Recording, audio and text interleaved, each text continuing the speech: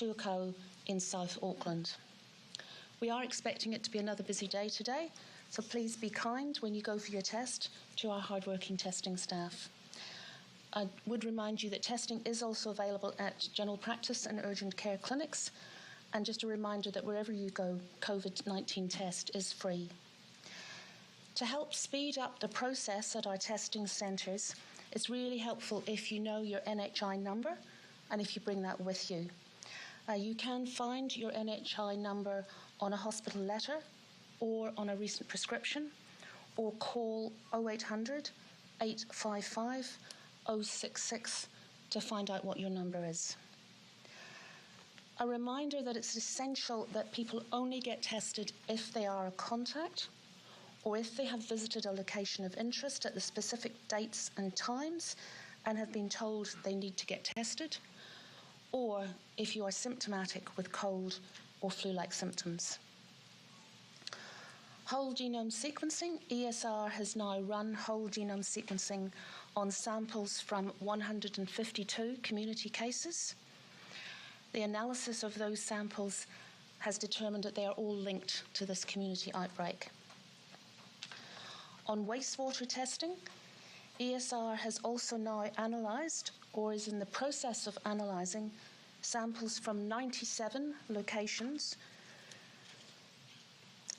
taken from 70 locations in the North Island and 27 locations in the South Island.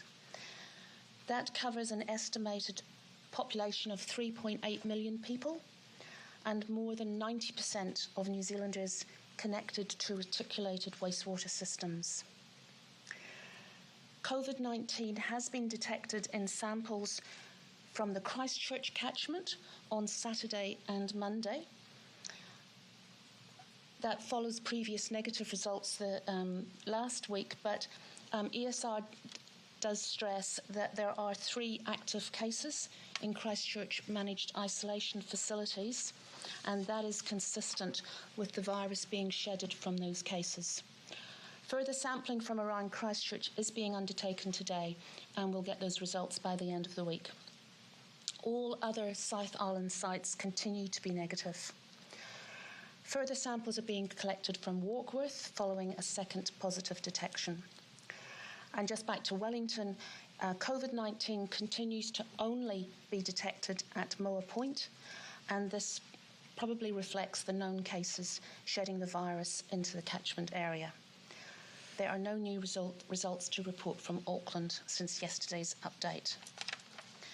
And just lastly, we are adding another way for people who have been vaccinated to monitor any symptoms, and that is the post-vaccine symptom check.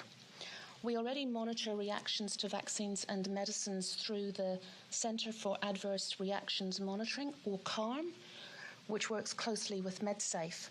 But today, the vaccine team will start sending out text invitations to a random sample of people who have had their vaccinations around 6 days ago.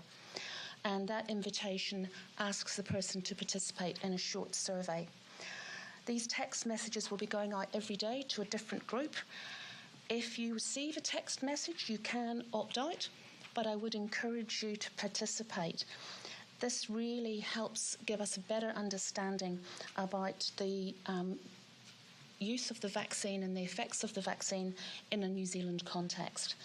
Any information that we collect will be gathered and published on the MedSafe website. Thank you very much. Back to you, Prime Minister. Thank you, Dr. McElnay. So, as you heard today, we are in a very similar place to yesterday. With Delta, these numbers are not necessarily unexpected. It's more infectious, and we know it moves faster. So even though we moved into lockdown quickly once we discovered it, we should expect to see the impact of it being in our community for roughly a week or more prior for a time to come. I'll speak a bit more on that in a moment. First, while we can't give you a lot of detail about today's cases, given they were reported to us just this morning, I do want to share a little bit more about the ones that were reported yesterday to give you a bit more insight into what's happening with this outbreak, and we'll look to try and do that on a 24-hour cycle as well. Of the more than 60 cases that were logged yesterday, I'm advised that across all those cases, as you've heard, there have only been 3 new reported exposure events, as in places where those individuals were while infected with COVID. That tells us something really important, that people are following level 4 and that we're beginning to reach people who have become infected since lockdown began. We also know that 37 of the cases were from within households that already had a case. As we've said with Delta before, the rate of transmission in households appears to be high, and that's what's happening here. Also, of those 60 plus cases, our public health team have linked the majority. 16 remain under investigation since the interviews that were just taken yesterday. And finally, I can report that across the roughly 400 plus locations of interest that are reported on the Ministry of Health website, 13 currently have generated additional cases. So that's just to give you a sense that while we do have a large number of locations of interest, and we do want all of those individuals who are connected to those locations of interest to follow the health advice, at this stage roughly 13 have had cases transmitted at those locations of interest. We'll keep a watch on that and look to share a little bit more detail on that in the future as well. So while we've had a number of new cases today, that gives you a bit of a sense of the patterns that we are now starting to see, and that overall lockdown is having an impact. Firstly, we haven't seen spread beyond Auckland and Wellington, where there is a known link to the Auckland outbreak. If it weren't for lockdown, I'm sure we would have seen cases spread further. Lockdown is also having an impact on locations of interest. While our cases are continuing to grow, these locations of interest aren't continuing to grow exponentially alongside them, and that's because people have been staying at home. And finally, we are seeing lockdown's impact on our numbers, but there is no doubt that Delta is changing the way those numbers look. Previously, when you went into lockdown, anyone who might have had COVID but wasn't yet infectious to others was suddenly put behind closed doors, and that stopped entire chains of transmission. With Delta, people are infectious much sooner, and they appear to give it to more people. So our lockdown helps stop transmission outside of households, but we can expect the lag time in our numbers to potentially be longer and bigger. As I said, nothing at the moment appears to us to be necessarily unexpected, but we do need to be incredibly vigilant. You will have heard us say many times before, Delta has changed the rules of the game, and that's why we changed our game plan. We moved straight into level 4 within roughly half a day. There've been a massive increase in testing, mask wearing requirements. We're treating a larger number of people as contacts, as you've heard, in fact, over 24,000 people. COVID changed, and so did we. In fact, part of the reason I think the team of 5 million has managed COVID as well as it has to date is because we've all been willing to listen to experts and we've been willing to adapt. Right now, the experts are telling us to take on Delta differently, but they've also told us to stick with the elimination strategy for now. In their view, it's not only possible, it remains the best strategy, and I totally agree. Elimination means continuing to stamp out COVID wherever it emerges, and all the while ramping up our vaccine program and ensuring every eligible New Zealander takes up the opportunity to be protected. That's because vaccination provides everyone with their own individual armour. Previously, when we didn't have vaccines on offer, we relied on turning our borders into that protection, and when there was a chink in that barricade, using lockdowns to get an outbreak under control again. Our collective goal is to move away from having to use these measures in that way, and vaccines help us do that. No one wants to use lockdowns forever, and I can tell you now that is not our intention, as we have new tools for managing COVID, and we will use them. But for now, while we vaccinate, elimination is the goal, and we can do it. I know there have been a lot of commentary on our strategy versus other countries' strategies. You might have heard me to respond to those questions by saying that I'm not fussed by such debate. For me, and I'm sure many of others, the measure of success in this pandemic is not just what happens in August of 2021. It's what's happened since February 2020 when COVID arrived in New Zealand. Then and now, we had 3 goals. We wanted to save people's lives, and we have. We wanted to try and have people's lives lived as normally as possible. And even now, we've had some of the shortest periods of restrictions of any country. And we wanted to save people's jobs and the economy. And with unemployment at 4% and the economy performing at pre-COVID levels, we've done that too. I know the battle with COVID is not over. It won't be for some time to come. And that's why we will keep changing up our strategy with those 3 things in mind: people's lives, their livelihoods, and the ability to feel as normal as possible. And on those measures, the team of 5 Million has done an amazing job. Nothing about this outbreak changes that, and if anything, it probably only strengthens our resolve. So to wrap, a few quick important reminders. To date, everyone is doing incredibly well with level 4. Compliance is really impressive, so a huge thank you. But case numbers are a daily reminder that we cannot drop the ball, so please minimise your contact with others. Any interaction you have with someone new outside your bubble could be someone who becomes a positive case. Unless you are an essential worker, you should only be going out to get food and to exercise. Obviously, if you're symptomatic, we want you to be tested. And if you have a vaccine booking, of course, we want you to take that up. If you're awaiting a test, though, please, no departing from your home. And in both cases, of course, across the board, always act as if you might have COVID. If you're an essential worker, we need you to be constantly checking the locations of interest and checking for COVID symptoms. The worst thing you could do is go to work without realising you're now a close contact, or worse, take COVID to your work site. If you're isolating and need help with food or anything else, please let those making welfare checks know and ask family, friends or neighbours to get your shopping for you and drop it off in a contactless way. So as a team, we need to stick together and get the job done. And the most important thing you can do to avoid future lockdowns is get vaccinated. And then once we have been vaccinated, support everyone you know to be vaccinated. If you're 30 plus and not yet vaccinated or booked, please book today. We need every member of our team to play their part. We're now happy to take questions. And then Mikey.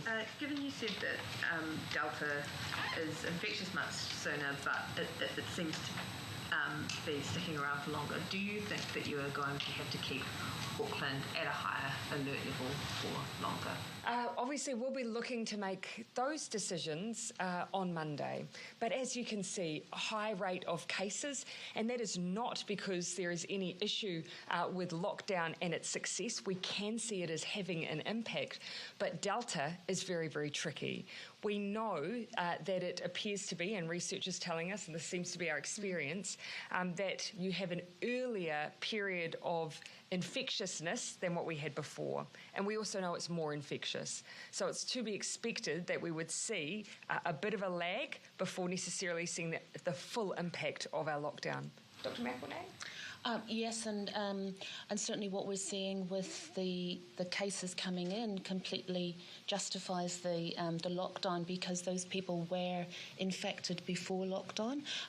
They weren't aware that they were a case, but they would have gone on to infect others had we not had a lockdown as a control. Yeah. So definitely making a difference, there's no question. Yeah, the fact that we haven't seen any cases in the South Island yet, are you pretty confident that COVID hasn't made its way down south?